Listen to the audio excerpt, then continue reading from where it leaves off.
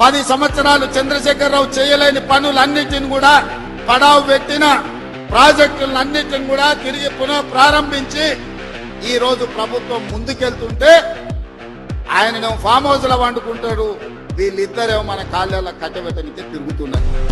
ఏలేశ్వరం పైన శనీశ్వరుడు వదలేదన్నట్టు ఇవాళ ఓడగొట్టి ఇంట్లో వండబెట్టిన అసెంబ్లీ ఎన్నికల్లో అధికారం పోయింది, పార్లమెంటులో సీట్లన్నీ పోయి గుండు 0 వచ్చింది. ఇప్పుడు వాళ్ళకు మెదడే పోయినట్టు అనిపిస్తుంది. అసెంబ్లీ ఎన్నికలలో అధికారం పోయింది, పార్లమెంటులో ఉన్న సీట్లన్నీ పోయినాయి. ఇప్పుడు వాళ్ళ ఏషాలు చూస్తుంటే ఉన్న మెదడు కూడా దొబ్బినట్టే నాకు అనిపిస్తుంది. ఏం మాట్లాడుతున్నారో నాకైతే అర్థమైతలేదు.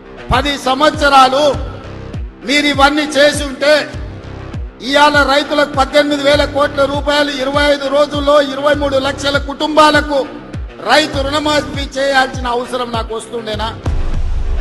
10 ఏళ్లలో నువ్వు 1,00,000 రూపాయలని 4 విడతలని మిత్తి కడతా అని అసలు మిత్తి కలిసి తడిసి మోపెడై రైతులు దేశంలోనే ఆత్మహత్యలలో 2వ స్థానం తెలంగాణ రాష్ట్రం వచ్చిన సంగతి చంద్రశేఖరరావు గారు మర్చిపోయినట్టు ఉన్నట్టు.